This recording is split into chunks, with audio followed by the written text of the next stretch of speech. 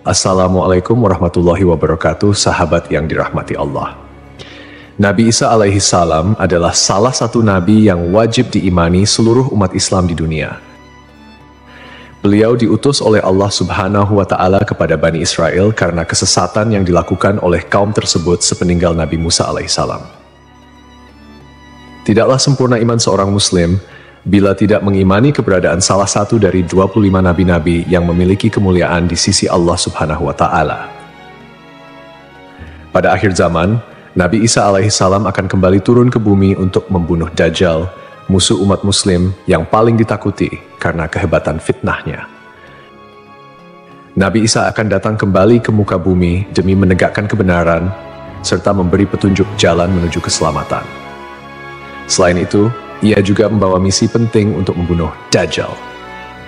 Dajjal akan menyebarkan fitnah, kemudian berusaha menyesatkan umat manusia agar jauh dari jalan Allah. Tipu dayanya amatlah dahsyat sehingga yang baik akan terlihat buruk. Namun, tahukah Anda mengapa justru Nabi Isa alaihi salam yang ditugaskan Allah Subhanahu wa Ta'ala untuk membunuh Dajjal? Mengapa bukan Nabi Muhammad Shallallahu Alaihi Wasallam yang secara syariat sebagai junjungan seluruh umat Muslim di dunia? Sejatinya, hanya Allah SWT yang tahu alasan mengapa mengutus Nabi Isa untuk membunuh Dajjal. Tapi sebelum lanjut, jangan lupa klik tombol subscribe, like, komen, dan lonceng notifikasi sahabat untuk mendukung channel ini agar terus menyiarkan syiar Islam. Serta silakan tulis harapan sahabat di kolom komentar. Semoga semakin banyak yang mengaminkan, maka makin cepat terkabul. Membuktikan Nabi Isa masih hidup. Alasan pertama yaitu membuktikan bahwa Nabi Isa masih hidup. Bangsa Yahudi dan Nasrani percaya bahwa Nabi Isa dibunuh dan disalib oleh orang-orang Romawi. Namun, sebenarnya Allah Subhanahu wa Ta'ala menyelamatkannya dengan menggantikan peran Nabi Isa alaihissalam kepada orang yang wajahnya diserupakan dengan beliau. Sedangkan Nabi Isa alaihissalam sendiri diangkat ke langit atas izin Allah Subhanahu wa Ta'ala. Karena ucapan mereka orang Yahudi, sesungguhnya kami telah membunuh Al-Masih Isa putra Maryam, Rasul Allah. Padahal mereka tidak membunuhnya dan tidak pula menyalibnya, tetapi yang mereka bunuh ialah orang yang diserupakan dengan Isa. Ini sesuai dengan Al-Quran surat An-Nisa ayat 159 yang artinya, tidak ada seorang pun dari ahli kitab kecuali akan beriman kepadanya Isa sebelum kematiannya. Dan di hari kiamat nanti, Isa itu akan menjadi saksi terhadap mereka. Hal ini membuktikan bahwa tuduhan bahwa Nabi Isa telah disalib oleh kaum Yahudi adalah salah. Sebab selama ini kaum kafir mempercayai bahwa Nabi Isa sudah wafat. Sementara Allah menegaskan dalam firman-Nya bahwa Nabi Isa telah diangkat ke langit sebelum kaum Yahudi membunuhnya. Di hari akhir, Dajjal muncul dengan segala tipu dayanya, kemudian dibaiat oleh kaum Yahudi. Kaum Yahudi juga bersedia menjadi bala tentaranya dengan keinginan membalas dendam terhadap kaum muslimin. Kemudian Allah menurunkan Nabi Isa yang menurut mereka sudah mereka bunuh di masa lalu. Allah menolong Nabi Isa sehingga berhasil membunuh Dajjal dan mengalahkan bala tentaranya. Di masa itu, mereka sama sekali tidak bisa lolos. Bahkan jika ada seorang Yahudi yang bersembunyi di balik pohon, batu, atau dinding, maka benda-benda itu akan berseru, "Di sini ada orang Yahudi." Dekat dengan Nabi Muhammad. Salah satu nabi yang memiliki kedekatan khusus dengan Nabi Muhammad adalah Nabi Isa. Aku adalah manusia yang paling dekat dengan Isa bin Maryam. Antara zaman kami berdua tidak ada nabi yang memisahkan. Selain itu, Nabi Isa sendiri pernah berdoa kepada Allah Subhanahu wa Ta'ala untuk dijadikan umat Nabi Muhammad. Oleh sebab itu, Nabi Isa diturunkan ke bumi untuk menjadi umat Nabi Muhammad. Pasalnya, berita tentang keistimewaan Rasulullah Shallallahu Alaihi Wasallam memang sudah diketahui pada zaman Nabi Isa. Hal tersebut diterangkan di dalam Injil sesuai surat Al-Fath ayat 29. Nabi Muhammad adalah utusan Allah dan orang-orang yang bersama dengan dia bersikap keras terhadap orang-orang kafir yang bersikap memusuhi, tetapi berkasih sayang sesama mereka. Itu adalah sifat-sifat mereka yang diungkapkan dalam Taurat dan Injil. Yakni seperti benih yang mengeluarkan tunasnya, kemudian tunas itu makin kuat, lalu menjadi besar dan tumbuh di atas batangnya.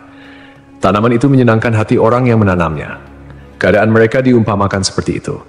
Karena Allah hendak membuat marah orang-orang kafir. Allah menjanjikan kepada orang-orang yang beriman dan mengerjakan kebajikan di antara mereka ampunan dan pahala yang besar. Nabi Isa alaihissalam kembali turun ke bumi diyakini akan menegaskan kebenaran dari ajaran Nabi Muhammad SAW.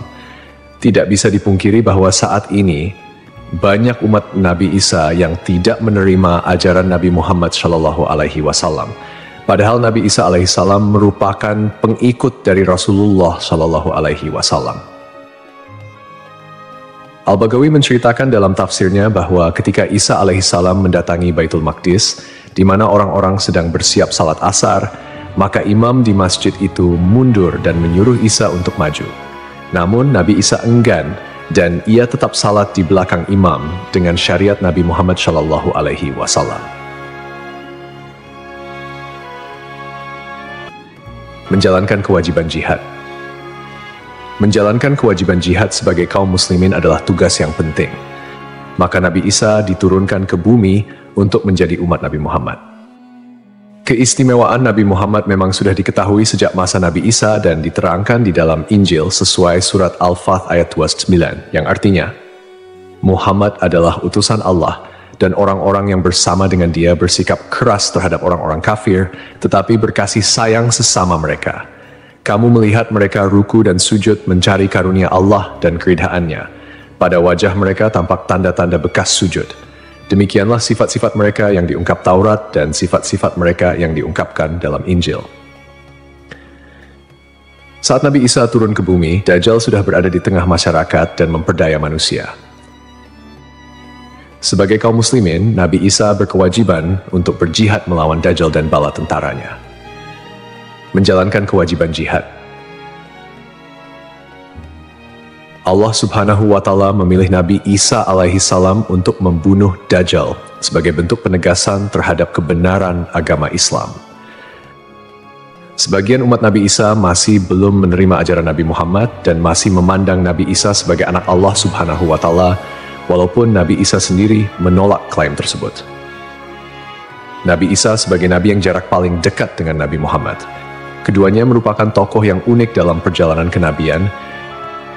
Tidak ada nabi yang diutus oleh Allah Subhanahu wa Ta'ala di antara masa hidup Nabi Isa dan Nabi Muhammad.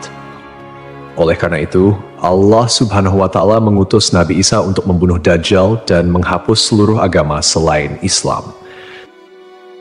Tujuannya agar umat Nabi Isa menyadari kesesatan pandangan mereka dan beriman kepada Allah Subhanahu wa Ta'ala serta Nabi Muhammad sebagai nabi terakhir. Tindakan ini juga menggambarkan bahwa agama Islam adalah agama yang benar dan sempurna, mengintegrasikan ajaran-ajaran para nabi dari sebelumnya. Agama Islam sebagai agama rahmatan lil alamin yang membawa kedamaian, keadilan, dan kesejahteraan bagi seluruh makhluk.